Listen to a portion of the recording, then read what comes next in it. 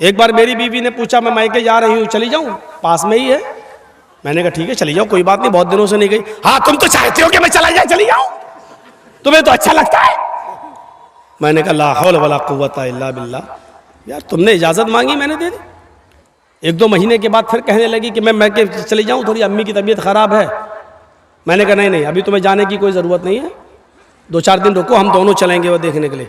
लो तो मैं तो आपके घर में क्या नौकर कैद होके रहूं हैं?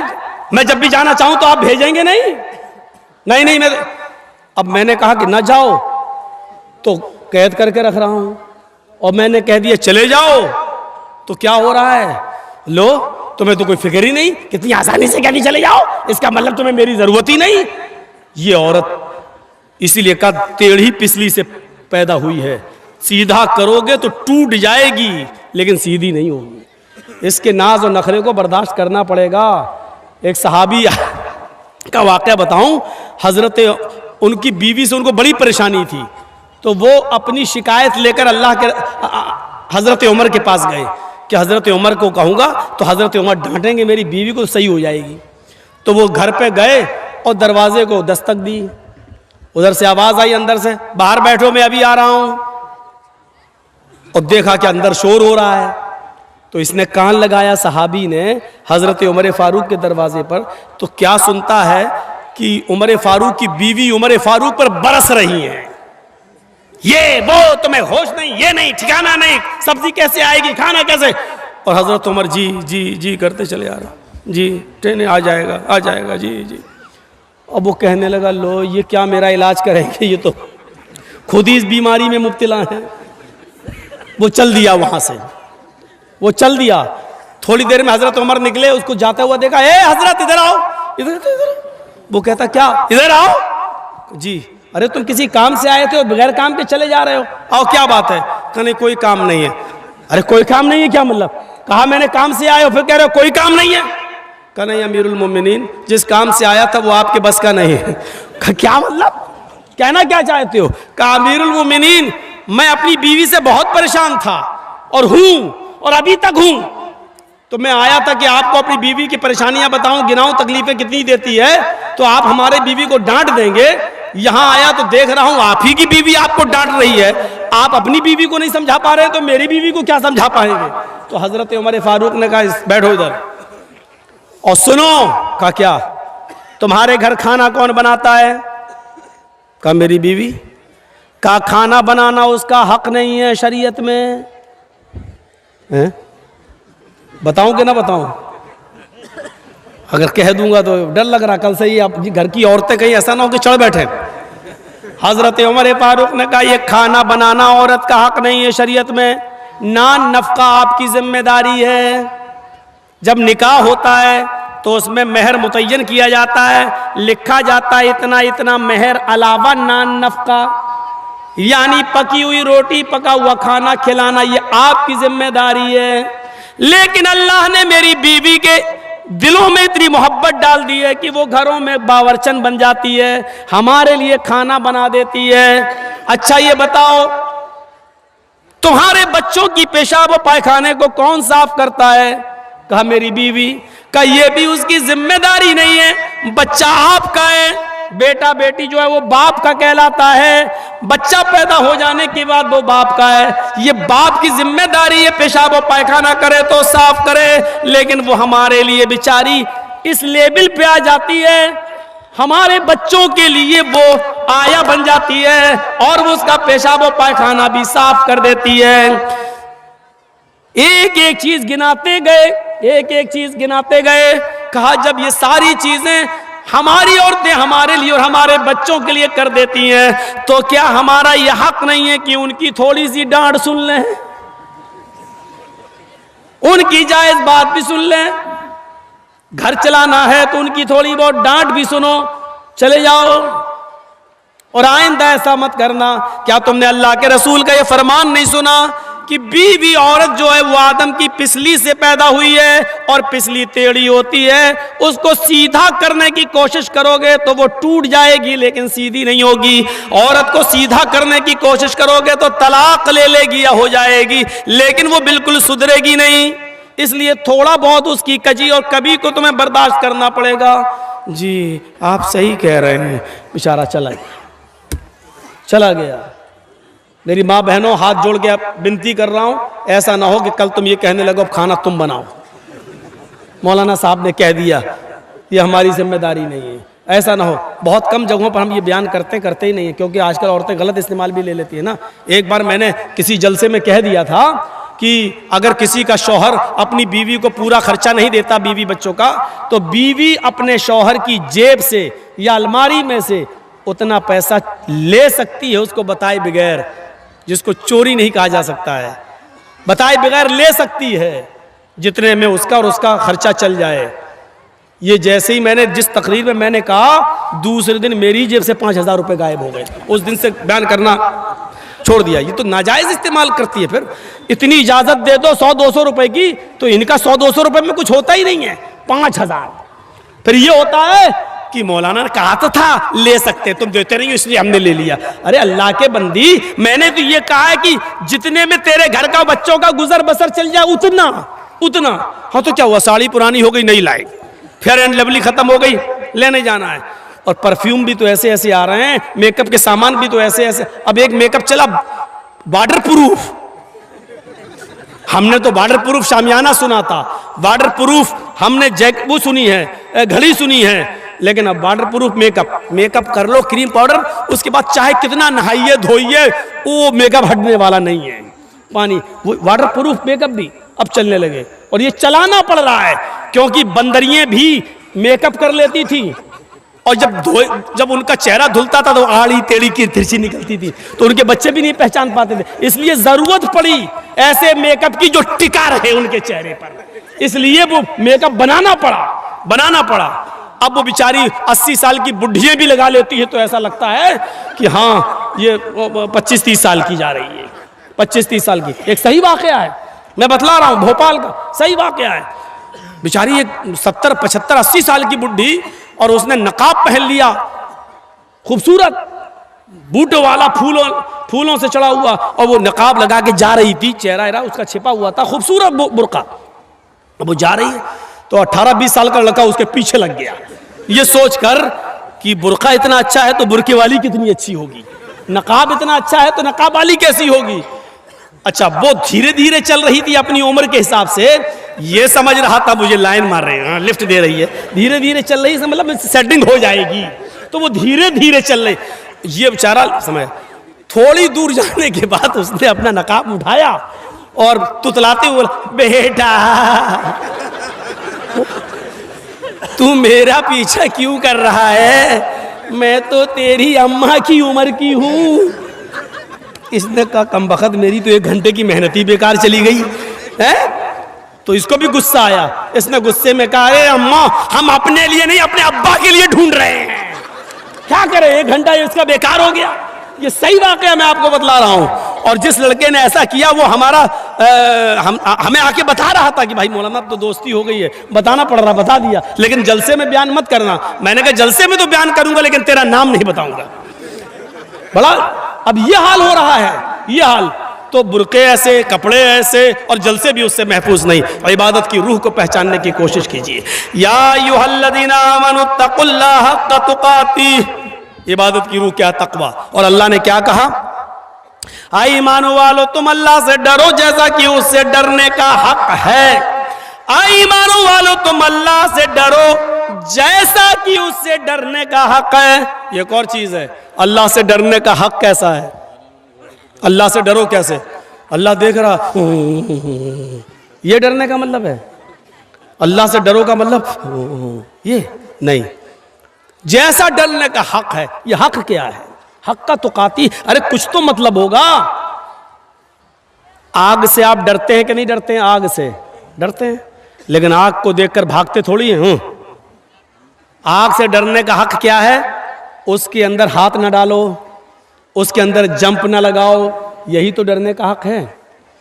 जहर है आपके हाथ में, विष, लेकिन उसको आप छू भी रहे हैं, पकड़ भी रहे हैं, लेकिन डरते भी है उससे। और उससे डरने का हक क्या है, उसको आप इस्तेमाल ना करें, खाएं नहीं, ये उससे डरने का हक है। और शेर सामने आ गया, तो आप भाग रहे हैं। क्यों? ये उससे डरने का हक है, क्योंकि नहीं भागेंगे तो फाड़ देगा। जल्दी से पेड़ पे चढ़ गए, उससे डरने का हक यही है। सांप को देख रहे हैं, उससे भी डर है, जहरीला सांप है, लेकिन उससे डरने का हक क्या है? उसके मुंह में आप उंगली न दें, उसके करीब न जाए, वरना डस लेगा और काट लेगा। ये उससे डरने का हक है। तो जैसे आप हर चीज से डरने का एक हक अदा करते हैं, अल्लाह से भी डरने का एक हक है। और अल्लाह से डरने का मतलब यह है कि अल्लाह ने जिन कामों के करने का हुक्म दिया उन कामों को करा जाए, और जिन कामों के करने पर उसने अज़ाब जहन्नम बताया है, जहन्नम का अज़ाब बताया है, उन कामों से बचा जाए। यह है अल्लाह से डरने का मतलब। मसलन अल्लाह तबारक व तआला ने सूद और ब्याज खाने को हराम करार दिया है, तो उससे बचा जाए। अल्लाह के नबी सल्लल्लाहु अलैहि वसल्लम ने फरमाया कि जब मुझे मेराज हुई, सफर मैं गया मेराज पर और मुझे जहन्नम दिखाई दी, तो मैंने खून के, ब्लड के एक तालाब में, एक नदी में मैंने कुछ लोगों को डुबकियां लगाते हुए देखा है। बदबूदार खून पी रहे हैं और उसी में तैर रहे हैं। वो निकलना चाहते हैं, फरिश्ता एक पत्थर मारता, जब वो किनारे पे आते वो फिर बीचों बीच में पहुंच जाते और उसी बदबूदार खून में वो पी रहे हैं, खा रहे हैं और उसी में हैं। मैंने पूछा मनहा ओला या जिब्रील, आए जिब्रील ये कौन लोग हैं? अल्लाह के नबी फरमाते हैं, जिब्रील ने बताया कि अल्लाह के नबी ये दुनिया में गरीबों का खून चूसा करते थे, ये दुनिया में मजबूरों का खून चूसा करते थे। 100 रुपए देते थे और 120 वसूल करते थे, 1000 देते थे 1200 वसूल करते थे, 1 लाख देते थे 1,20,000 रुपए वसूल करते थे। ये वो लोग हैं जिन्होंने गरीबों का खून चूसा है, मजबूरों का खून चूसा है। आज सूद खाने वाले हैं, आज इन लोगों को खून, बदबूदार खून के तालाब में गोता लगवाया जा रहा है। इसी खून के तालाब के अंदर इनको डाल दिया गया है।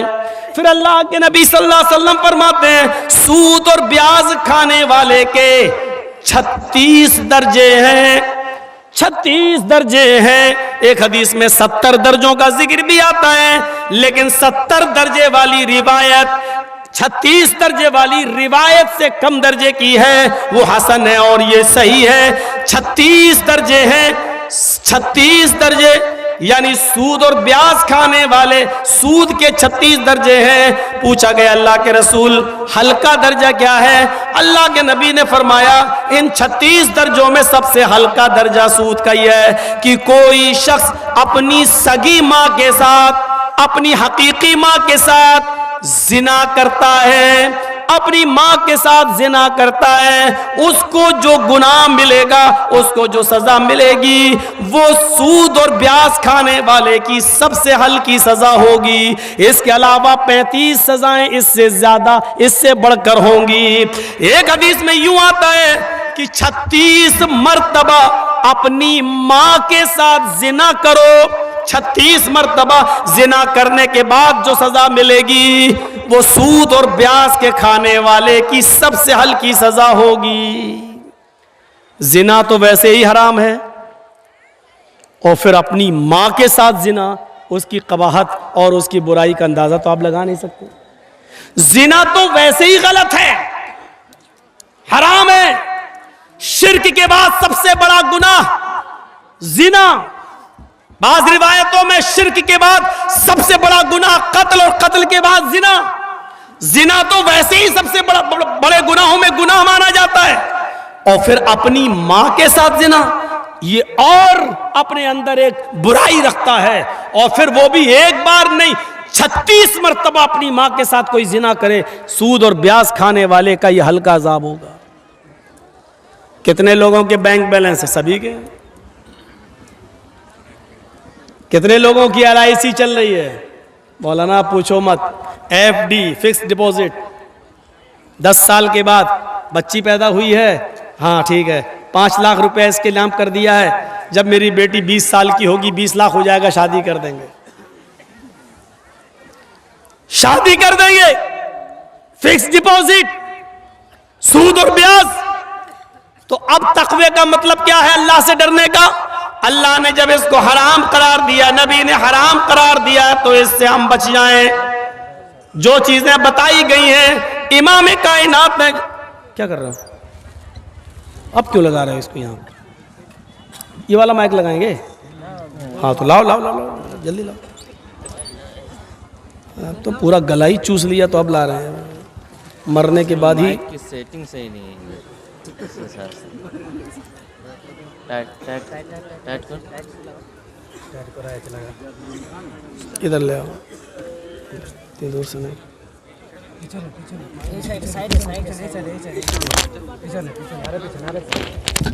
बस ठीक है।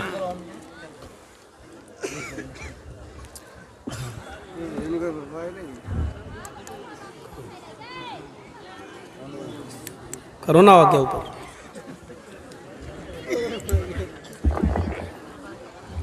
ऑन तो था ही इसका मतलब पहले से। ठीक है, ठीक सही है ना? हाँ, तो मैं अर्ज ये कर रहा था कि जब अल्लाह ताला ने नबी अकरम ने उसको हराम करार दे दिया तो उससे बचा जाए, यही तक़वे का माना। एक और चीज़, एक और मिसाल से समझिए।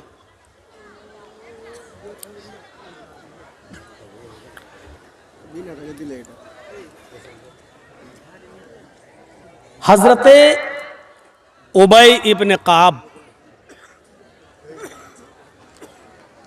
रज़ी अल्लाह ताला अन्हु से हजरत उमर फारूक ने पूछा कि आए उबई, तकवा किसे कहते हैं? सुनिए, तकवा क्या है? बार बार आया अल्लाह से डरो, अल्लाह से डरो, अल्लाह से डरो। ये डर क्या है? इस मिसाल को समझ लीजिए, पूरा तकवा समझ में आ जाएगा, पूरी तकरीर समझ में आ जाएगी। हजरत उबई ने हजरत उमर से कहा, आए उमर, तकवा नहीं जानते हो किसे कहते हैं? कि नहीं, मुझे समझाइए तकवा किसे कहते हैं। कहा, उमर कभी जंगल में गए हो? हाँ। जंगल में कांटे ही कांटे बिछे हुए हों और आपके पैर में चप्पल ना हो और जाना भी जरूरी हो, गुजरना भी जरूरी हो, तो आप क्या करेंगे? अब जो भी उठेगा मोबाइल वाला, उसका मोबाइल हम छीन के यहां रख देंगे। आप लोग सेट ही नहीं कर पा रहे हैं।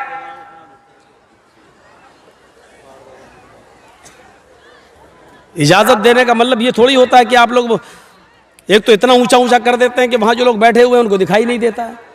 आपके तो अकाउंट में पैसा आ रहा है भाई, चल रहा है आपका चैनल।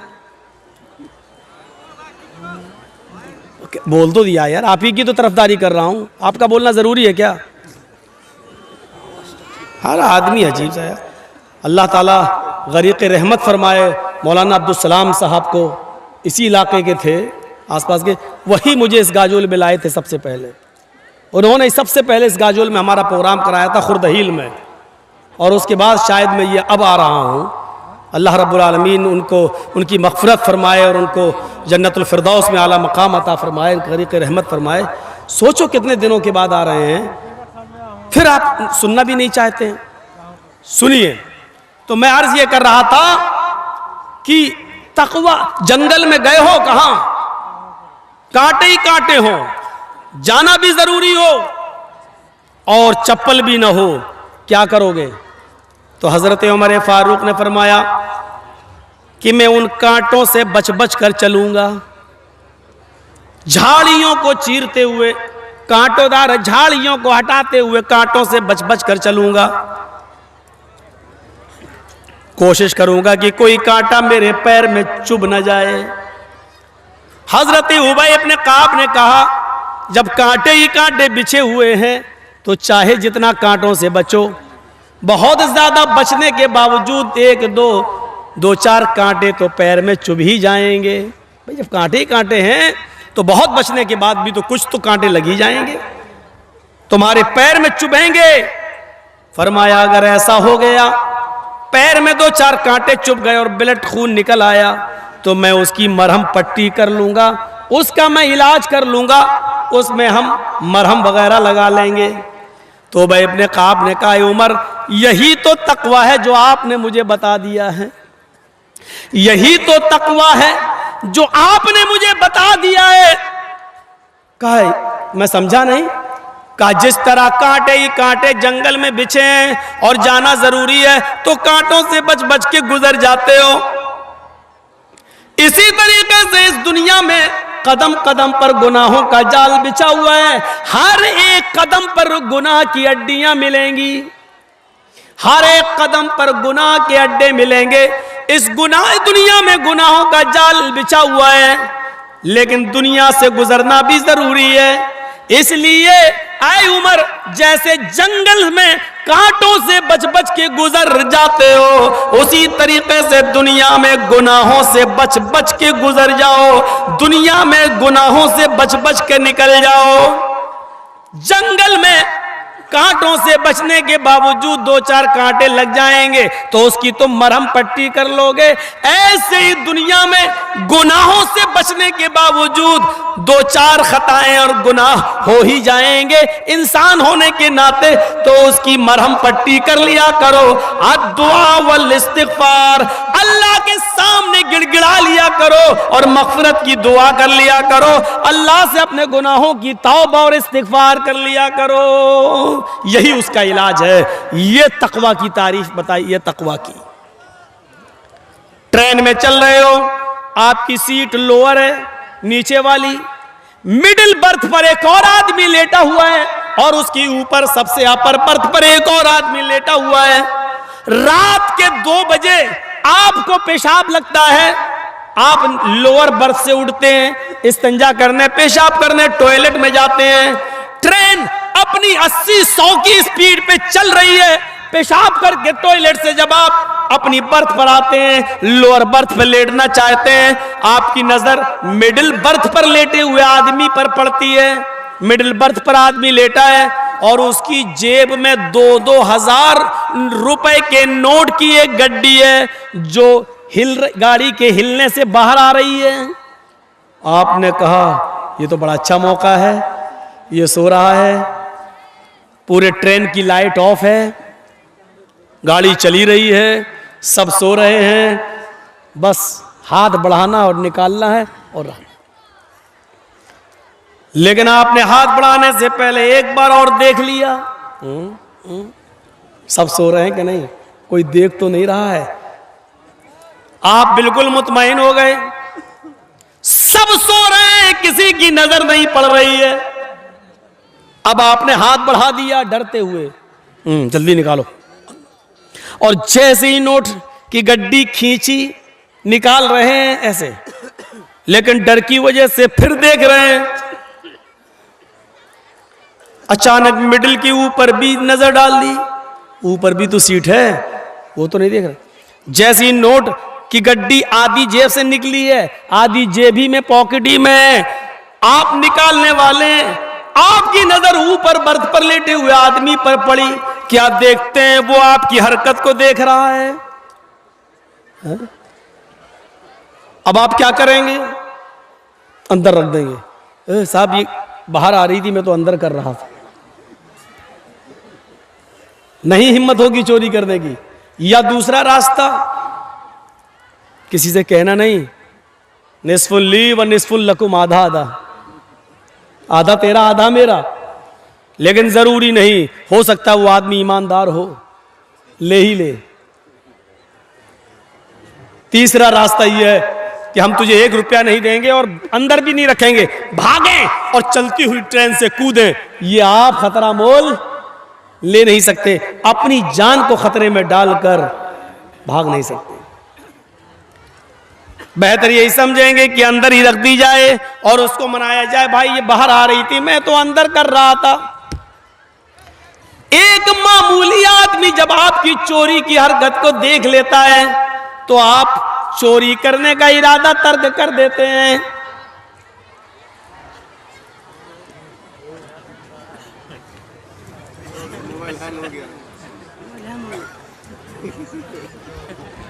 यार अब भाई, अब रजाकार देखें भाई, अब ये हमारे बस से निकल चुका है। अब हम बहुत खतरनाक मिसाल देंगे, हम नहीं चाहते हैं कि ये तकरीर में वो ख़तरनाक मिसाल रिकॉर्ड हो जाए, लोग फिर मजाक उड़ाते हैं कि मौलाना ऐसा बोले। बहुत गलत बात है ये तो। अभी मैंने मना किया और इसकी हिम्मत देखो, इसका कलेजा देखो यार। अपनी अम्मा के पेट में कैसे टिका होगा ये आदमी।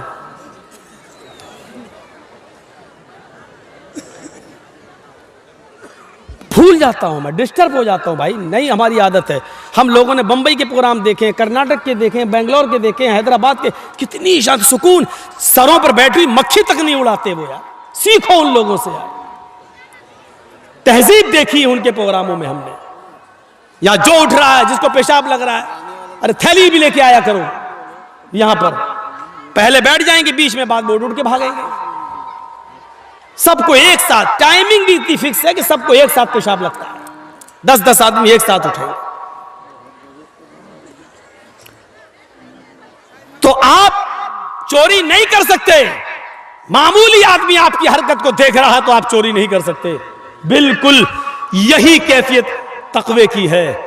एक मुसलमान के दिल में यही तकवा होना चाहिए, जब वो शराब की बोतल हाथ में ले और अपने होठों तक ले जाए तो ये सोच ले कि दुनिया की नजरें देख रही हो या नहीं। मेरी बीवी नहीं देख रही, मेरे बच्चे नहीं देख रहे, मेरे माँ बाप नहीं देख रहे, लेकिन अल्लाह की जात तो है जो देख रही है, अल्लाह तो है जो देख रहा है। अल्लाह रब्बुल आलमीन की नजरों से मैं छिपा हुआ नहीं हूं। यही तवक्कुल, यही डर, यही तकवा हमारे अंदर पैदा हो जाना चाहिए। और अल्लाह का डर जैसी पैदा हुआ, हमने शराब की बोतल को फोड़ दिया, नहीं पिएंगे हाथ। यह है तकवा। ऐसे हक्का तुकातिही का मतलब यह है। या अय्युहल्लज़ीना आमनु तक़ुल्लाह वक़ूलू क़ौलन सदीदा। ईमान वालो, तुम अल्लाह से डरो और जब भी बात करो तो दुरुस्त बात करो। अल्लाह ने यह कहा है कि जब भी बात करो तो दुरुस्त बात करो, क़ौलन सदीदा, सही साफ सुथरी बात करो। अल्लाह ने यह नहीं कहा सच बोलो। सच बोलने में और दुरुस्त बात कहने में फर्क है, फर्क है। अल्लाह ने यहां यह कहा है दुरुस्त बात बोलो, कौलन सदीदा। सदीदा तस्दीदुस सहम से मुश्तक है, यानी तीर को जब कमान में लगाया जाता है और कमान से जब तीर को छोड़ा जाता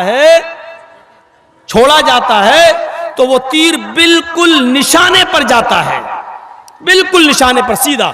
जैसे आपको इस रॉड पर, इस ट्यूबलाइट पर निशाना लगाना है तो कमान से जो तीर छोड़ेंगे वो सीधे उस ट्यूबलाइट पर लगेगा, इधर उधर नहीं होता है वो तीर। जैसे आपने छोड़ा वैसे ही वो गया सीधे। तो जैसे तीर निशाने पर लगता है वैसी आपकी बात बिल्कुल साफ सुथरी और बेलाग होनी चाहिए। कहने वाला जो कह रहा है, पूछ रहा है, उसी के मुताबिक होनी चाहिए। मसलन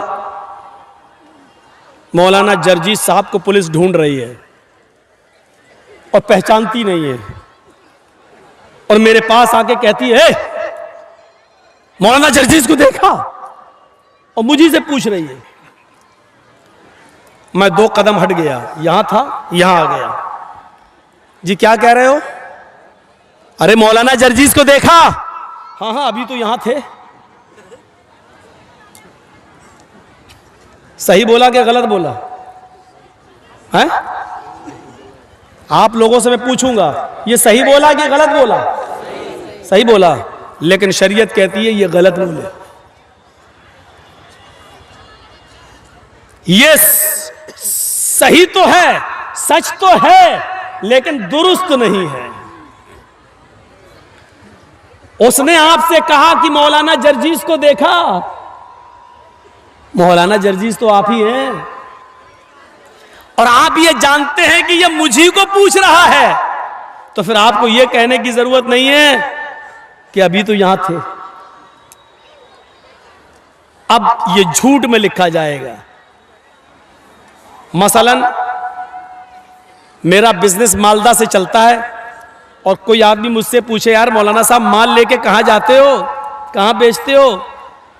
मैंने बताना नहीं चाहता। भाई मैं बताऊंगा तो तुम भी शुरू कर दोगे, कंपटीशन हो जाएगा। हम नहीं चाहते कि मेरे बिजनेस में कोई और भी इंटरफियर कर सके। आपने मुझसे पूछा मौलाना साहब कल कहां थे?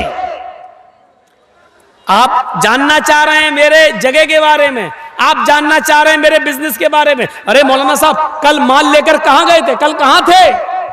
और मैंने कह दिया जमीन के ऊपर आसमान के नीचे। मैंने क्या कहा? जमीन के ऊपर आसमान के नीचे। मैं जहां भी था तो जमीन के ऊपर ही रहा था और जहां भी था तो आसमान के नीचे ही था। आपकी नजर में यह बात सही हो सकती है, लेकिन शरीयत की नजर में यह बात सही नहीं है, क्योंकि वो भी जानता है कि जमीन के ऊपर और आसमान के नीचे। वो जानना चाहता है कि आप किस शहर में थे, किस बस्ती में थे, कहां थे, और आप बताना नहीं चाहते। आप साफ कहिए मैं आपको बता नहीं सकता, मैं कहां था ये मैं आपको नहीं बता सकता।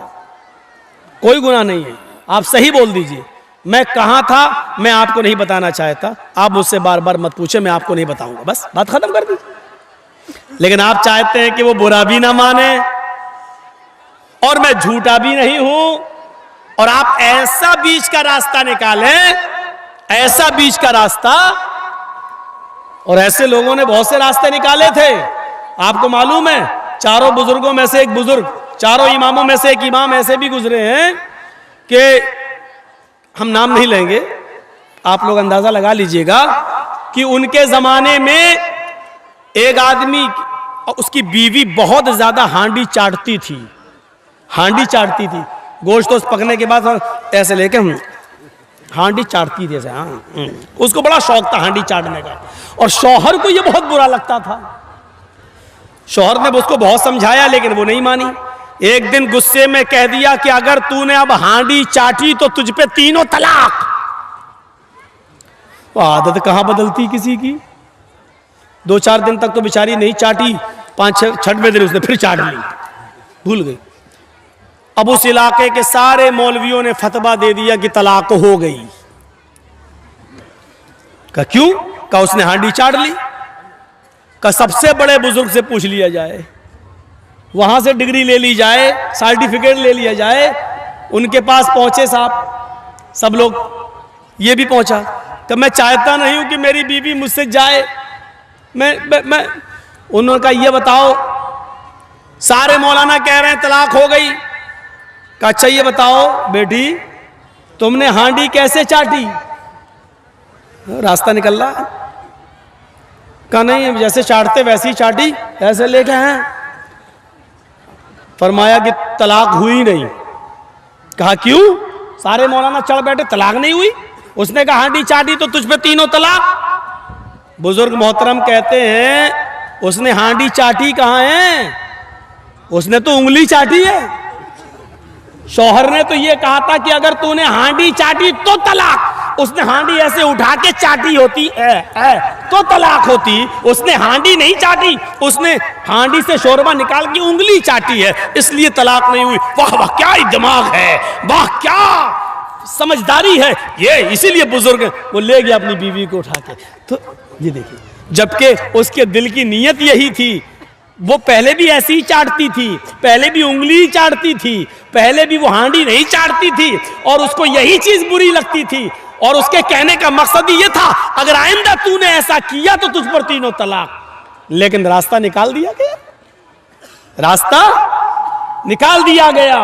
ये सच तो हो सकता है लेकिन दुरुस्त नहीं। कुरान करीम ने तकवे की बुनियाद बताई है, या अय्युहल्लज़ीना आमनू तक़ुल्लाह, आई मानो वालो अल्लाह से डरो। और डर की बुनियादी चीज क्या है?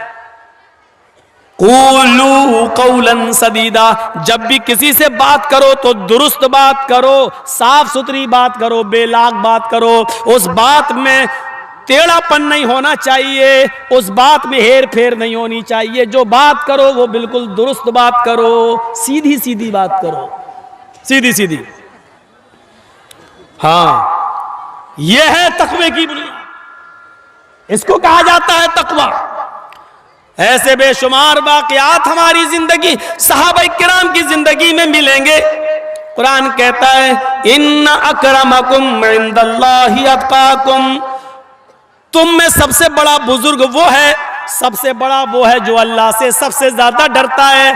कुरान की आयत हमें बतला रही है जो अल्लाह से जितना ज्यादा डरेगा वो उतना बड़ा बुजुर्ग होगा। बुजुर्गी, इकराम और उसको इज्जत उसी को सबसे ज्यादा मिलेगी जो अल्लाह से सबसे ज्यादा डरेगा। मेरे भाइयों, अबू बकर सिद्दीक अल्लाह से डरा करते थे। मोहम्मद रसूलुल्लाह के डर का हाल तो ये था, बुखारी पढ़िए।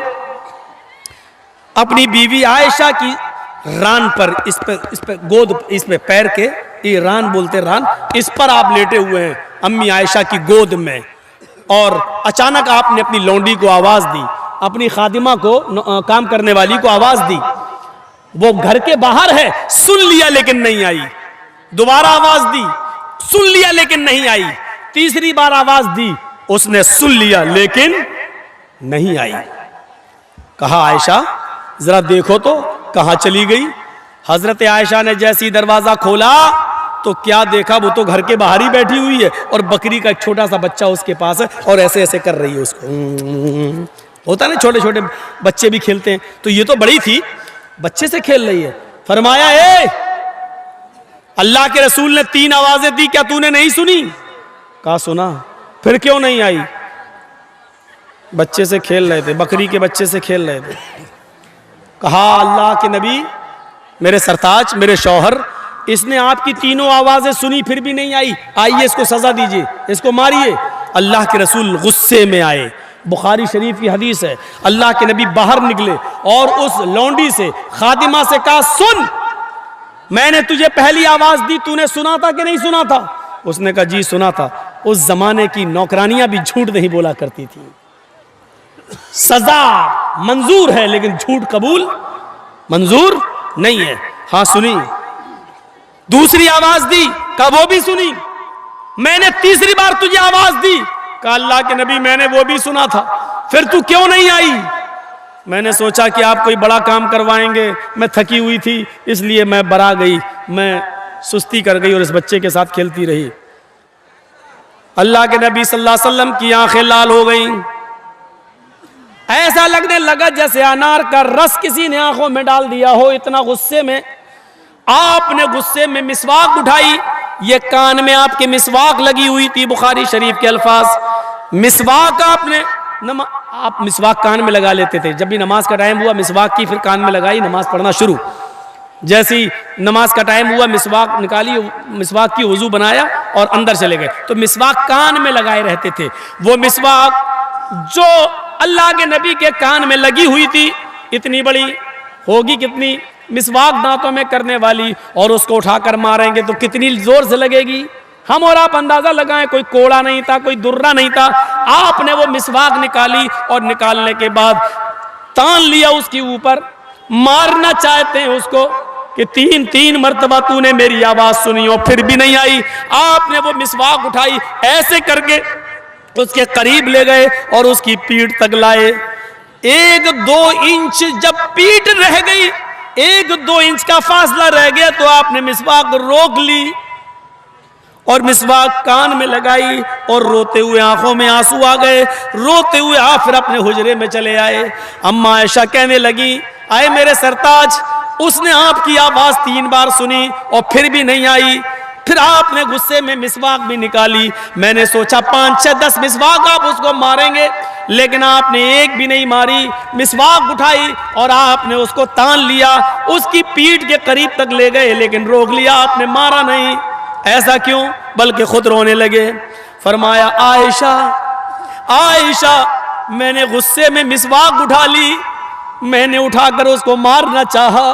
जैसे ही मैं मारते हुए, खींचते हुए उसको उसकी पीठ तक ले जाने लगा, मेरे जहन में ये सवाल आया, आए मोहम्मद सल्लल्लाहु अलैहि वसल्लम, उसने जो गलती की है तुझे नहीं मालूम उस गलती की सजा कितनी है? ये तेरा मिसवाक मारना और मिसवाक से उसकी पीठ पर इतनी जोर से लग जाना, कहीं ऐसा ना हो ये तेरी दी हुई सजा उसके जुर्म से, उसकी गलती से कहीं ज्यादा ना हो जाए। उसने जो गलती की है उसकी गलती से ज्यादा मेरी मार, उसकी तकलीफ उसकी गलती से ज्यादा ना हो जाए, और फिर कयामत के दिन कहीं वो मेरे ऊपर मुकदमा न ठोक दे, अल्लाह की अदालत में मेरे साम मुझे पेश न कर दे कि मैंने इतनी बड़ी तो गलती नहीं की थी जितनी तेज और सख्त इन्होंने मुझे मिसवाक मारी, मुझे बदला चाहिए। जैसी कयामत के दिन सवाल और जवाब का एहसास मेरे दिल में आया, मैंने मिसवाक रोक ली। आयशा, मैं जिंदगी भर लोगों को माफ करता आया, फिर मैं अपनी खादिमा और लौंडी को कैसे माफ न करूं? मैंने तो बड़े बड़े मुजरिमों को माफ कर दिया, तो फिर मैं इस खादिमा को कैसे माफ न करूं? मुझे इस एहसास ने कि मेरी दी हुई सजा कहीं इसकी गलती से ज्यादा ना हो जाए, इसलिए मैंने रोक लिया। ये तकवा था, इसको कहते हैं तकवा, इसको कहते हैं परहेजगारी। एहसास क्या आ गया कि कहीं इसकी गलती से बढ़कर मेरी सजा, मेरी दी हुई सजा ना हो जाए और कयामत के दिन मुझसे हिसाब न ले लिया जाए। रोक लिया, अपने आप को एहसास पैदा करके रोक लेने का नाम तकवा है। ये नबी अकरम का तकवा था। उधर आइए, अबू बकर सिद्दीक का तकवा देख लीजिए। हजरत अबू सईद खुद, हजरत अबू बकर सिद्दीक का तकवा देखिए। उनका भी एक गुलाम था। भाई मैंने खरीदा है किसी को, वो मेरा गुलाम है, हम उससे काम करवा सकते हैं, मेहनत मजदूरी करवा सकते हैं, और मेहनत मजदूरी कराकर जो वो कमा कर लाएगा उसकी कमाई हम खा सकते हैं, क्योंकि वो मेरा गुलाम है, हमने खरीदा है, जायज़ है शरीयत के अंदर। अबू बकर सिद्दीक ने अपने गुलाम को भेजा, जाओ, रोजाना वो कुछ कमा कर लाता था, अबू बकर सिद्दीक को खिला देता था। एक दिन गया और जल्दी आ गया। हजरत अबू बकर सिद्दीक ने कहा, आज बहुत जल्दी आ गए हो? कहा हाँ, कुछ खजूर है मेरे पास। अरे लाओ यार, जल्दी लाओ, मुझे भूख लग रही है, आज बहुत तेज भूख है, कुछ मिला ही नहीं खाने को। उसने खजूर रख दिए और अबू बकर सिद्दीक ने एक खजूर उठाया और खाया। वल्लाह, एक, अल्लाह की कसम, एक खजूर उठाया और खा लिया। गुलाम कहने लगा अबू बकर से, अमीरुल मोमिनीन, रोजाना आप हमसे पूछा करते थे आज क्या करके आए हो, कितनी मेहनत की, और जब देख लेते थे कि ये मजदूरी हलाल है या हराम तब आप खाते थे, और आज तो आपने पूछा ही नहीं। तो हज़रत अबू बकर ने कहा, रोज़ाना तुम हलाल मेहनत करके हलाल कमाई कमा कर ही लाते थे, आज भी लाए होगे, आज भूख लगी, पूछा नहीं, खा लिया। गुलाम ने कहा, आज ही मैंने मेहनत नहीं की। क्या? का रोजाना मेहनत करके लाता था, आज मेहनत नहीं की। तो अब पता नहीं, आपके लिए हराम हो सकता है, मेरे लिए तो हलाल है, हम तो खूब खाएंगे। कहा, चाहिए बताओ ये लाए कहां से हो? कहा, अमीरुल मोमिनीन, लक़द तकहन्तु, मैंने कुछ महीने पहले एक आदमी से कहानत गढ़ी थी। कहानत, झूठ बोला था। क्या? वो अपनी बीवी के साथ जा रहा था, बीवी के पेट में बच्चा था, पेट बड़ा था, तो मैंने उसके पेट के बड़ेपन को देखा, तो मुझे तो मालूम नहीं था कि लड़का था कि लड़की। तो मैंने अपने दोस्त से कहा कि भाभी को लड़का होगा, ऐसे ही कह दिया मैंने। अच्छा, तो उसने पूछा तुम्हें कैसे मालूम? तो मैंने उससे कहा, अरे मैं तो बहुत पहुंचा हुआ आदमी हूं, पेट देख के और औरत की चाल चलने से, उसके कदम से मैं पहचान लेता हूं कि पेट में लड़का है कि लड़की। जा, लड़का होगा। आज 5-6 महीने के बाद उसको लड़का ही हुआ है। मैंने तो धूल में लाठी मारी थी और लग गई निशाने पर। मैंने तो ऐसे ही झूठ बोल दिया था और वो सच्ची हो गई। तो वो खुशी में लेके आया, मुझे बहुत बड़ा पीर समझने लगा, बाबा समझने लगा। लो, तुमने सही बताया था वो खजूर, आज मुझे काम ही नहीं करना पड़ा, मैं मेहनत किए बगैर इधर आ गया, खाइए। हजरत अबू बकर सिद्दीक कहते हैं, ये बात तुमने मुझे पहले क्यों नहीं बताई? माँ के पेट में बेटा या बेटी, इसको अल्लाह के अलावा कोई नहीं जानता, और तूने तो झूठ गढ़ा था उसके साथ। हाँ, मैंने झूठ गढ़ा। पानी लाओ, पानी पिया। अब सुनो बुखारी के अल्फाज, हजरत अबू बकर सिद्दीक पानी पी गए, 1 गिलास 2 गिलास पानी पिया, फिर ये 3 उंगलियां हलक में डाली, आ करके कै किया, थोड़ा सा खजूर बाहर निकला, फिर पानी पिया, फिर उंगली डाली, फिर कै किया, फिर थोड़ा सा खजूर बाहर निकला, फिर पानी पिया, फिर उंगली डाली, फिर कै किया। उस वक्त तक पानी पीते रहे और उल्टी करते रहे, वॉमिटिंग करते रहे और खजूर निकालते रहे, जब तक यकीन नहीं हो गया कि जितना खजूर मैंने खाया था सारा मेरे पेट से निकल गया।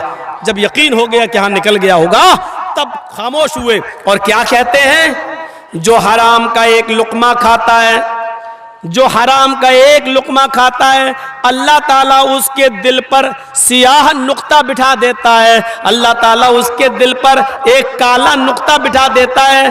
अगर वो तौबा कर लेता है तो अल्लाह उस नुक्ते को मिटा देता है, और अगर वो तौबा नहीं करता है तो वो नुक्ता बढ़ते बढ़ते बढ़ते बढ़ते पूरे दिल को काला कर देता है।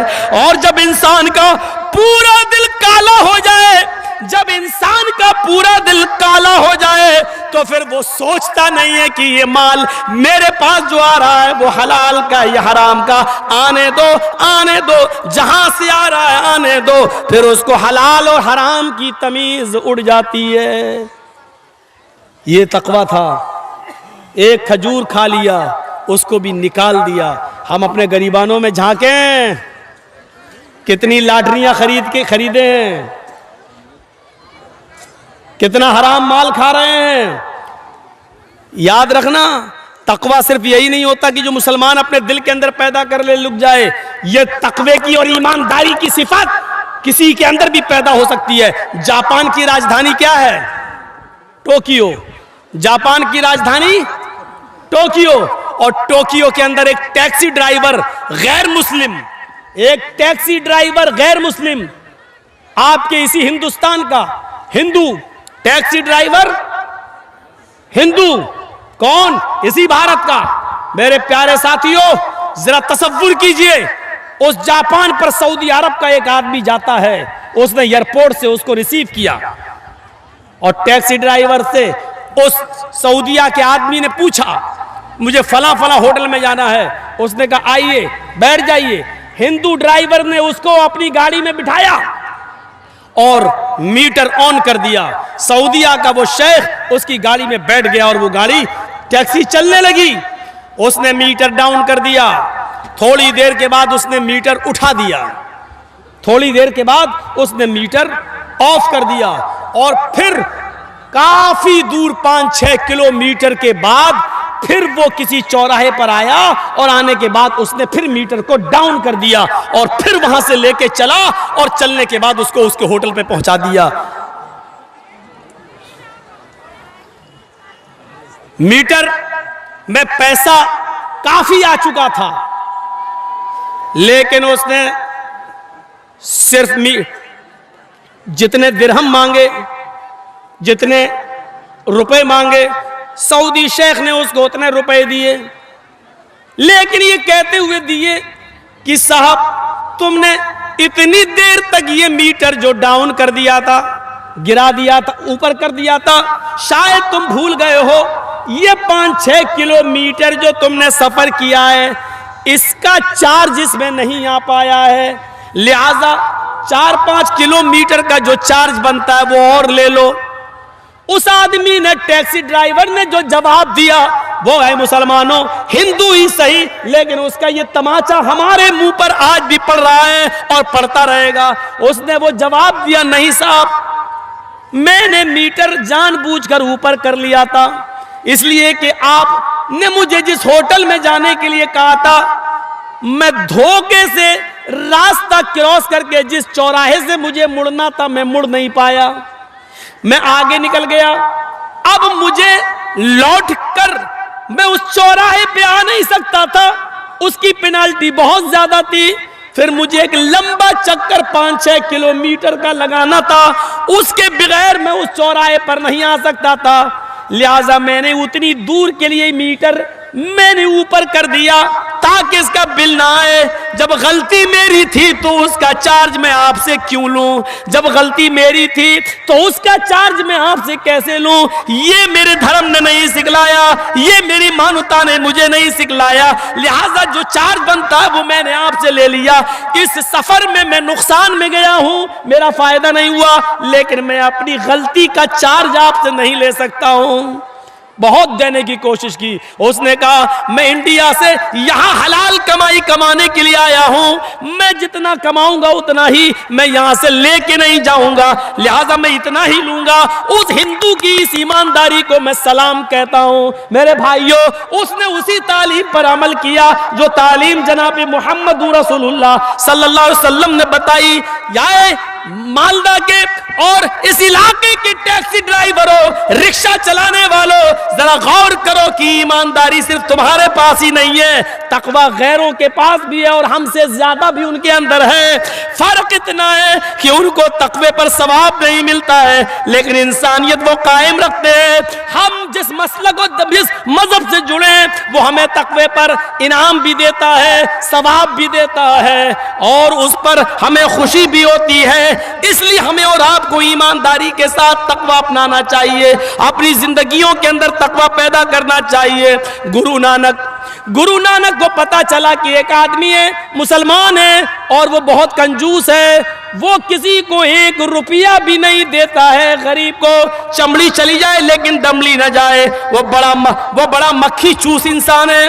तो गुरु नानक उस अमीर आदमी के पास, उस मुसलमान के पास जाते हैं और अपनी जेब से एक सुई निकालते हैं, सुई कपड़ा सिलने वाली छोटी सी सुई निकाल कर कहते हैं मेरी एक गुजारिश है, ये सुई आप अपने पास रख लो। उसने कहा ये सुई मेरे पास रखने आए आप इतनी दूर से?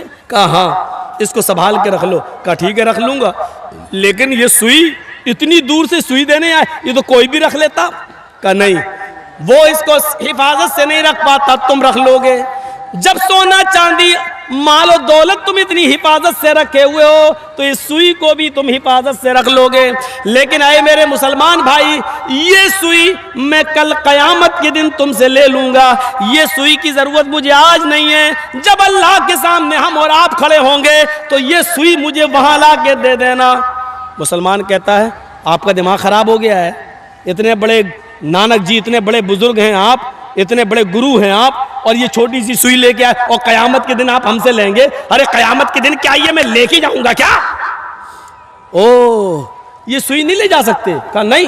अरे जब सुई नहीं ले जा सकते तो ये सोना, ये चांदी, ये दौलत, ये बिल्डिंग, ये घर, ये मकान, ये माल, ये दौलत, ये तुम कैसे ले जा सकते हो? मैं तो सोच रहा था ये सब तुम्हारे साथ जाएगा, इसलिए सुई भी तुम वहां ले आओगे। उसने कहा नानक जी शर्मिंदा मत कीजिए, अभी अभी मैं ये सब सदका और खैरात करने वाला हूँ, अब मैं गरीबों में देना शुरू कर दूंगा। आपने मेरी आंखें खोल दी। जरूरी नहीं कि मौलाना जर्जीस की 2 घंटा तकरीर के बाद भी लोगों में इस्लाह पैदा हो, वो गैर मुस्लिम की बात भी किसी को असर कर सकती है। गुरु नानक की बात उस मुसलमान को असर कर गई और उसने सदका और खैरात कर दिया। तकवे की बुनियादें यहां से भी जागती हैं, ये तकवा होता है। हजरत उमर फारूक रजी अल्लाह ताला अन्हु अब्दुल्ला इब्ने दीनार के साथ एक जंगल में जाते हैं। उनके अब्दुल्ला इब्ने दीनार को साथी को भूख लगती है। हजरत उमर एक चरवाहे से कहते हैं ये बकरियां किसकी हैं? उसने कहा ये मेरे मालिक की है, मैं अपने मालिक की बकरियां यहाँ चराने के लिए लाता हूँ। हजरत उमर फारूक ने कहा एक बकरी मुझे दे दे, बेनी शातन, एक बकरी मुझे बेच दे, जो कीमत बताएगा मैं दे दूंगा। उसने कहा ये बकरियां मेरी नहीं मेरे मालिक की हैं। हजरत उमर ने कहा इम्तहान लेने के लिए अपने मालिक से कह देना कि एक बकरी जंगल में भेड़िया खा गया है, मैं उसकी खाल में लगा हुआ खून मैं तुझे दे दूंगा। अपने मालिक को दिखा देना कि देखो ये खाल है, भेड़िया खा गया बकरी, तुम्हारा मालिक देख थोड़ी रहा है। उसने कहा चल चल अजनबी इंसान, मैं तुझे जानता नहीं हूं, तू कौन है और तू मुझे ये बताने आया है कि अपने मालिक से कह देना, वो देख थोड़ी रहा है। अरे मेरा मालिक नहीं देख रहा तो क्या हुआ? मेरे मालिक का मालिक मेरा रब तो मुझे देख रहा है, अल्लाह तो देख रहा है। मैं अपने मालिक से आज झूठ बोल सकता हूं, लेकिन कल कयामत के दिन मैं अल्लाह से कैसे उसको क्या मुंह दिखाऊंगा। हजरत उमर फारूक की आंखों में आंसू आ गए और चुपचाप से उस जंगल से चले आए। दूसरे दिन आपने उसके मालिक को कासिद भेजा कि अपने गुलाम को लेकर मेरे पास आ जाओ। दूसरे दिन उसका मालिक उस गुलाम के साथ जो बकरियां चरा रहा था उसके साथ दरबार खिलाफत में गया। इस गुलाम ने देखा ये तो उमर फारूक है जो कल जंगल में थे और बकरी एक मांग रहे थे और मैंने इनको एक बकरी नहीं बेची, पता नहीं आज ये मेरा क्या करेंगे। हजरत उमर ने उनके मालिक से कहा क्या ये तुम्हारा गुलाम है? हाँ। क्या तुम इसके मालिक हो? हाँ। इस गुलाम की जरूरत है मुझे, इस गुलाम को बेच दो, मैं खरीदने के लिए तैयार हूं। उसके मालिक ने कहा सॉरी अमीरुल मोमिनीन, ये गुलाम से मुझे बहुत फायदे हैं, ये बड़ा ईमानदार गुलाम है, मैं इसको नहीं बेच सकता। हजरत उमर फारूक ने कहा कीमत तुम बताओ, अगर ये इतना ईमानदार है तो मैं उसकी कीमत भी तुम्हें डबल देने के लिए तैयार हूं। उसने कहा अगर डबल कीमत देते हो तो मैं इसको बेचने के लिए भी तैयार हूं। उसने डबल कीमत बताई। हजरत उमर ने बैतुल माल से डबल कीमत दी और उस गुलाम को खरीद लिया। अब वो गुलाम ये समझता था अब मेरा बुरा हाल होगा, मुझे हजरत उमर ने खरीद लिया। यहां हजरत उमर ने उस गुलाम को खरीदा और खरीद कर उस गुलाम को आजाद कर दिया, ये कहते हुए कि कल जंगल के अंदर जब मैंने तुमसे बकरी मांगी तुमने कहा ये मेरे मालिक की है, मैंने कहा मुझे बेच दो, अपने मालिक से कह देना भेड़िया खा गया, वो तुम्हें देख थोड़ी रहा है। लेकिन तुमने ये जवाब दिया कि मेरा मालिक नहीं देख रहा है, तो क्या हुआ, अल्लाह तो मुझे देख रहा है। अल्लाह को मैं क्या जवाब दूंगा? तुम अल्लाह से डरते हो और जो अल्लाह से डरता हो वो किसी की गुलामी में क्यों रहेगा? इसलिए मैंने खरीद कर तुम्हें आजाद कर दिया। आतकत का फिर दुनिया हाज़िल कलिमतु, इस कलमे के जरिए तुम आजाद हो। अल्लाह ताला, अल्लाह को क्या मुंह दिखाऊंगा? इस कलमे के ने तुम्हें, अल्लाह के खौफ ने तुम्हें इस दुनिया में आजादी दी है। इसी तरीके से अगर तुम डरते रहे और अल्लाह का खौफ अपने दिलो दिमाग में पैदा करते रहे, अल्लाह का खौफ अपने दिल में रखते रहे, तो यही कलमा कयामत के दिन तुम्हें मैदान महशर की तकलीफ से भी निकालेगा और तुम्हें जन्नत का मुस्तहिक बना देगा। ये उमर फारूक के अंदर तकवे का हाल था। उनके गुलाम, जब उमर फारूक के दौर में गुलामों के तकवे का यह हाल था तो और लोगों के तकवे का हाल क्या होगा? हम सोचें, गौर करें, अंदाजा लगाएं। हाँ मेरे भाइयों, हजरत उमर, बहरीन से माल आता है, बहरीन से बहुत सा माल आता है, उसमें इतर भी आता है। हजरत उमर फारूक कहते हैं ये इतर सब लोगों में तकसीम किया जाएगा। कौन है जो इसको तकसीम कर दे बराबर बराबर? हजरत उमर फारूक की बीवी आई, कहती है मैं इसको बराबर बराबर तौल कर सबको बराबर बराबर बांट दूंगी। हजरत उमर ने कहा यह काम मैं तुमसे नहीं करवाऊंगा। लोगों ने कहा अमीरुल मोमिनीन, आपकी बीवी है और आपकी बीवी से ज्यादा ईमानदारी से कौन वजन कर सकता है, उनको तौलने दो। फरमाया नहीं नहीं, बिल्कुल नहीं, मेरी बीवी इतर जब बटेगा तो उसमें तुम्हारा भी हिस्सा है, मेरा भी हिस्सा है। तुम अपने हाथ से शीशियों में भरोगी और बराबर बराबर तौल के दोगी, फिर तुम्हारे हाथ में लगा हुआ इतर तुम अपने कपड़ों पर मलोगी, अपने चेहरे पर मलोगी, अपने बालों पर मलोगी, उसकी खुशबू बैठकर यहाँ सूंघोगी, फिर अपना हिस्सा भी लोगी। तो इतनी देर तक जो खुशबू सूंघोगी वो तुम्हारे हिस्से की से ज्यादा हो जाएगी और मैं नहीं चाहता कि ये ज्यादती तुम्हारे हिस्से में आए और तुम कयामत के दिन अमानत में खयानत के जुर्म के में तुम जहन्नम के अंदर जाओ। यहां से अंदाजा लगाएं हम, कहां है, कहां? इतना सा इतर भी तकसीम नहीं करने दिया।